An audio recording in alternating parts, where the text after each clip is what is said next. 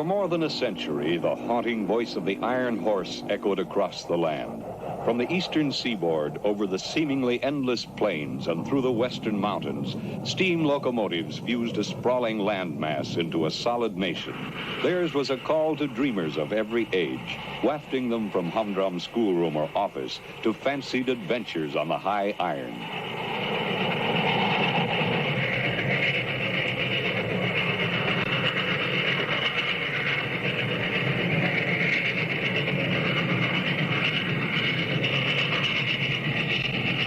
Lucky the boy who one day could say he had seen them in action. For by 1960, the age of steam had virtually ended, and the thrill of seeing a mammoth engine at work was to be only a happy memory of childhood. Of all the locomotives in the long history of the rails, one of the greatest was called Big Boy, a name by which the world knew an engine that closed a memorable era in Western railroading. It was the last of the giants. Built as machines to produce transportation, steam locomotives seldom were endowed with grace of line, and then never at the sacrifice of efficiency and power or speed. For those who ran them and serviced them, the 25 engines of our 4000 class climaxed American steam freight locomotive design. So Big Boy was a railroad man's everyday working tool. But it had romantic aspects, too, in the dreams of those grown-up youths who, as bankers or teachers or house painters, secretly yearned to trade places with the engineer in his cab.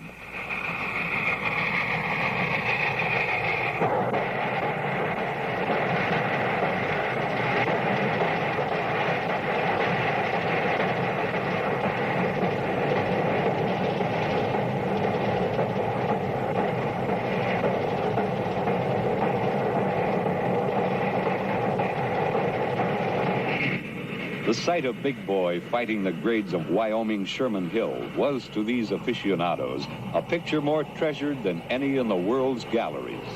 The shattering sounds from its stacks and the moan of its chime whistle more stirring than any concert hall melody.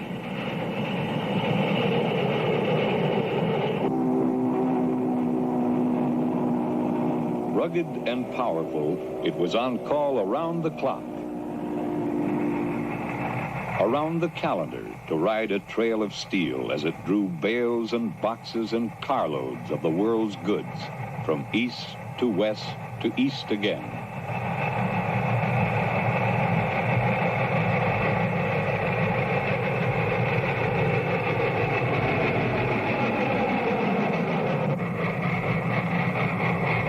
Although its evolution began a century and a quarter before the music of this machine ever rang through Utah's Weber Canyon or drummed across the Rocky Mountain Plateau, Big Boy's true ancestors were more recent. Locomotives like Big Boy were products of grueling schedules versus little engines.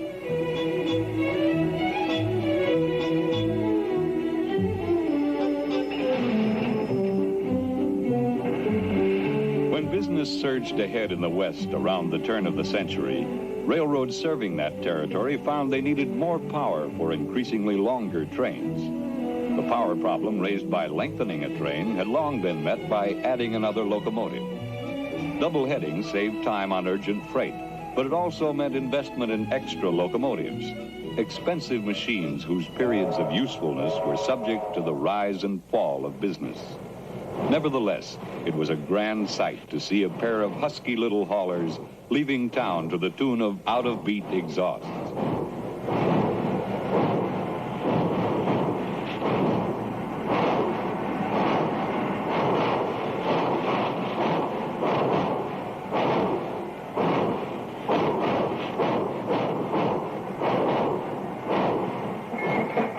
This perky museum piece with its 6 churning driving wheels was new in 1890. It was considered a Samson of the rails.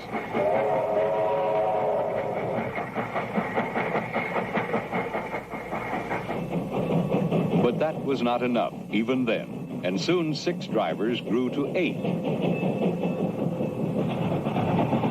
Then 8 became 10. As more feet were added to the iron horse, larger cylinders were needed to power them. More steam was needed to work the cylinders. And in this jack-built house on wheels, a larger boiler to supply the steam.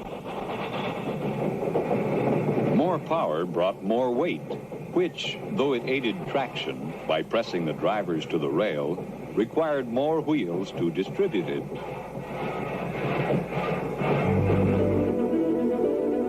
The longer the locomotive grew, the more it became like a centipede with a stiff neck. It had difficulty following tracks that wound with rivers and mountains. Size also was limited by bridges and tunnels designed for the smaller locomotives and cars that had been adequate in the early days.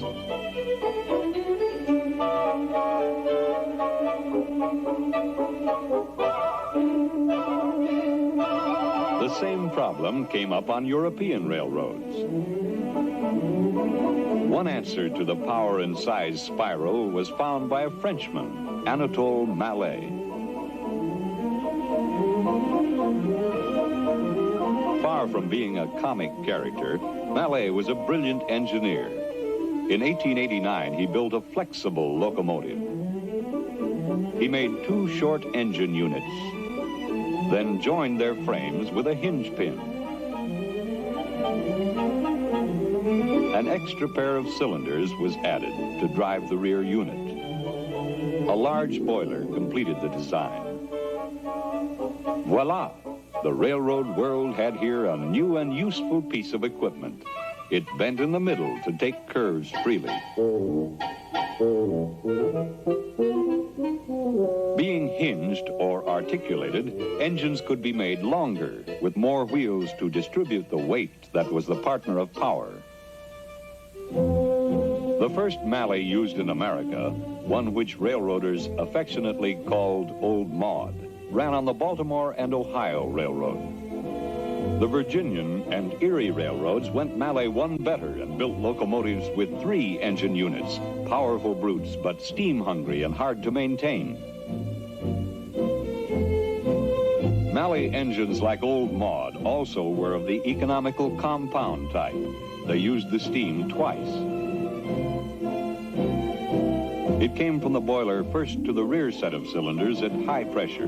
Then, as it expanded, it passed at lower pressure into a second and larger set before exhausting through the smokestack. In 1918, we put a number of Mallets to work on heavy grades. True to type with bulging front cylinders, these engines did a good job of pulling, but they were slow movers and hard on track. The moving parts of the front units were so large and heavy that at higher speeds the track suffered continuous and devastating hammering. Like most Western railroads, our lines stretch over long distances, and speed is essential to maintain good service. To get both the power and speed we needed, we returned in the mid-20s to the rigid frame engine. The result was the 9000 series, a locomotive of singular design. With 12 coupled driving wheels, it was the largest non-articulated engine ever built. It ran twice as fast as the Mallets, yet used less fuel. The 9000s served well on the plains, where rails curved gently. But in mountain country, where winding tracks resisted stiff-legged engines, their efficiency and power were impaired.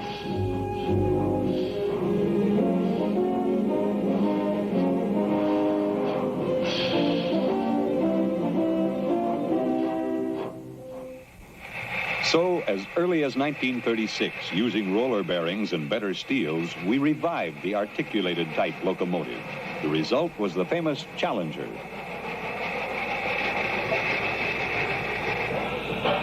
Unlike the Mallets, the Challengers and their later somewhat refined cousins, the 3900 class, used only high-pressure steam in both sets of equal-sized cylinders. They seemed the final answer to the railroader's dream.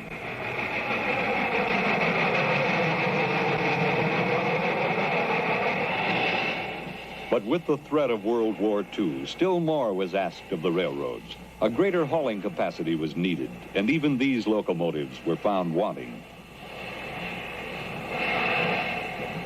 Big Boy was born of necessity. Now the stretching of the locomotive had reached its maximum. Where the Challengers and 3900s had 2 sets of 6 drivers, Big Boy had 2 groups of 8. Like its forerunners, it had 4-wheel trucks under the front cylinders to lead it through the curves, and under the cab to support the huge firebox.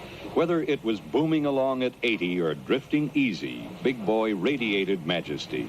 Massive and compact, a solid workhorse, yet limber as a trotter, magnificence was paired with performance.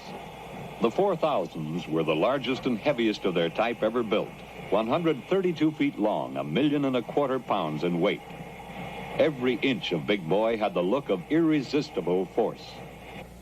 Enough, in fact, to pull a loaded 5.5-mile-long train on level track.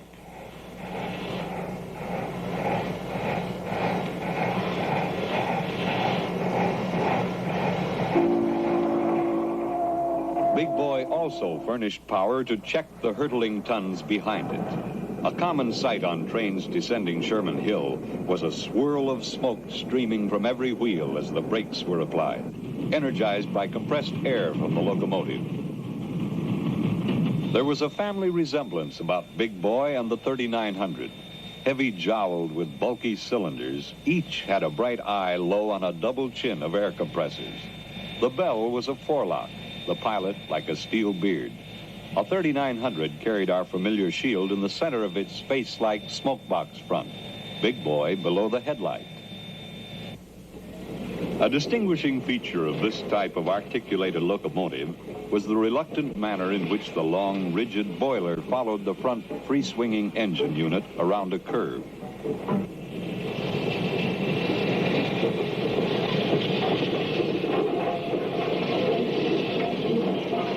Mally's first little double-jointed locomotive had come a long way. In fact, all locomotives had long before disproved early 19th century scoffers who had said smooth driving wheels on smooth rails would spin futilely. They hadn't considered adhesion supplied by the engine's weight. Although nearly 3/4 of Big Boy's tonnage was on its 68-inch drivers, tractive power sometimes overcame even this force.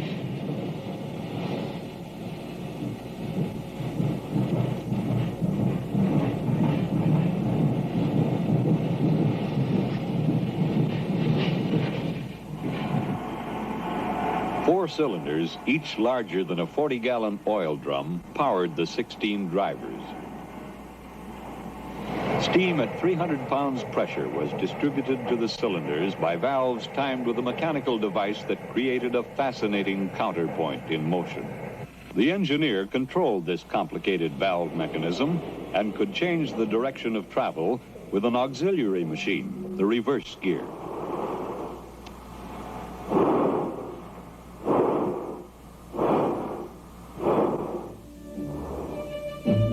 Life in Big Boy began in the firebox, a high-efficiency furnace so large that a human fireman could hardly shovel enough coal into it to make steam for the whistle.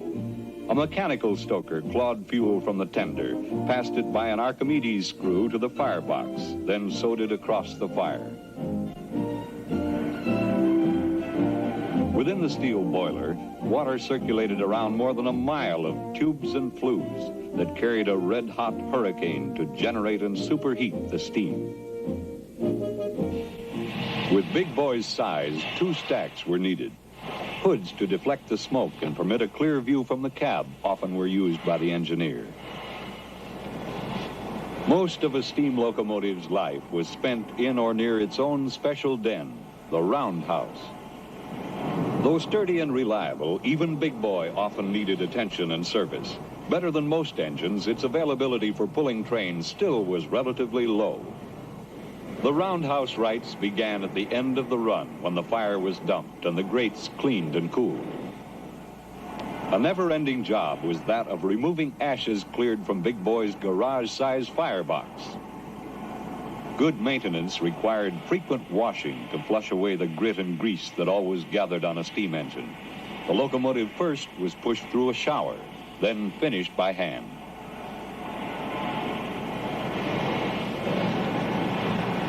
After a round of inspection that included a search for leaking steam connections, Big Boy was ready for the roundhouse.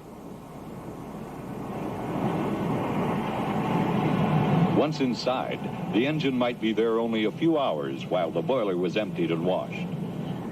But if heavy repairs were needed, it went to the back shop for perhaps a month. where first it was disassembled with the aid of a heavy-duty crane. One task was fitting Big Boy with new shoes, steel tires for its drivers, a periodic precision job for back shop machinists with special skills and tools. After being machined, the tire was ready for mounting. It had been bored about 1/8 of an inch smaller than the diameter of the wheel center. In a spectacular operation, it was made to fit. Gas flames heated and expanded the tire until it was larger than the wheel.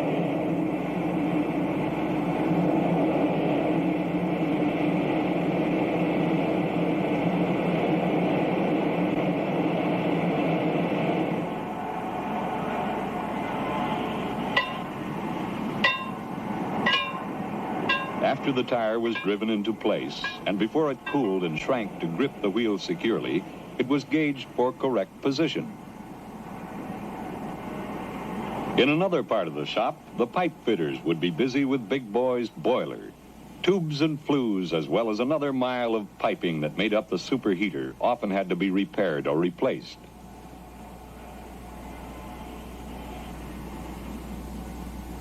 There were very few small parts on a 4000. The tools were equally large and heavy, and the work was hard. It was a rare breed who maintained these giants, like the foreman who retired after spending his entire working life in a roundhouse, then returned to visit nearly every day, like the machinist who set valves on Big Boys all day, then spent much of the evening building a model railroad at home.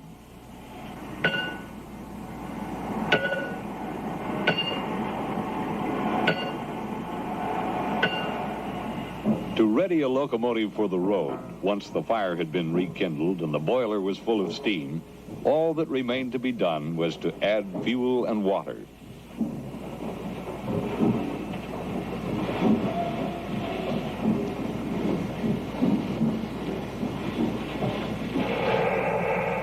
Into the elephantine tender were tumbled 28 tons of coal, enough to heat the average house for many seasons.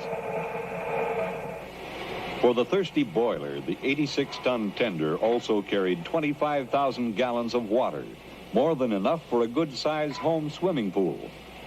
With a heavy train, a 4000 often went through most of its food and drink within the first half of a 57-mile trip over Sherman Hill.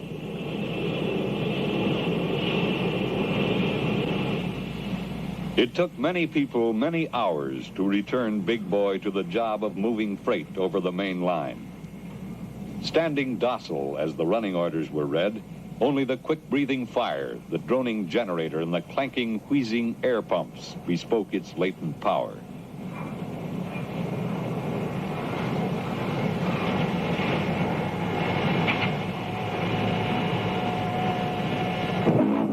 But once the engineer on his hero throne had cracked the throttle to start the tons a-rolling, it took some doing to hold Big Boy back.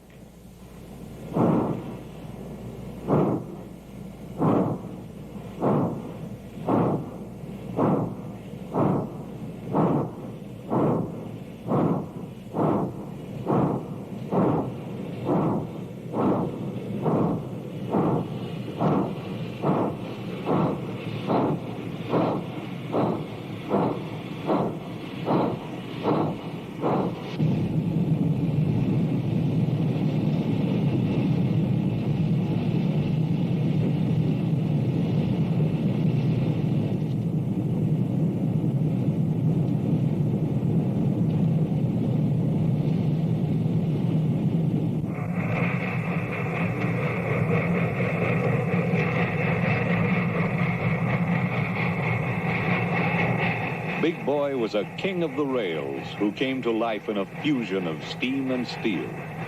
He proclaimed his presence with a rhythmic cough and a throaty cry, belching smoke and trailing steam.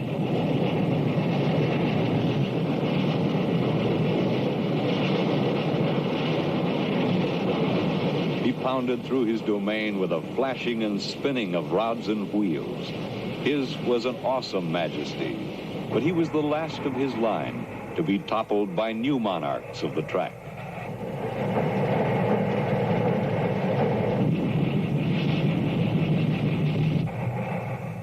In the 18 years that the big boys reigned, they ran up a total of nearly 26 million miles, hauling billions of tons of freight as prime movers along our wartime lifeline, later carrying the goods of peace and a rising economy. During his final years, Big Boy made his last stand on a short but busy section of our main line, tough, demanding Sherman Hill. And then it was only during the annual fall rush, a few weeks a year. Even as the last wisps of steam were vanishing from railroading's yesterday, Big Boy's successors were ushering in a speed and space-hungry era. He gave way as electronics, jet power, and the atom were put to work on the iron trail.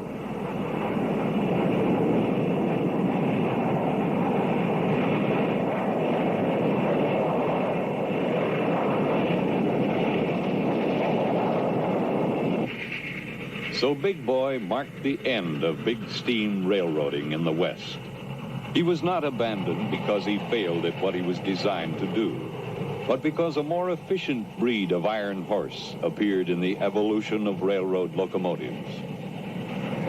The vital link between East and West that was forged with steam engines is made even stronger today with modern motive power. The day has no end for the railroad. But whatever locomotive progress shall put at the head of tomorrow's train, the rumble and roar of Big Boy will seem still to echo from the high country of southern Wyoming.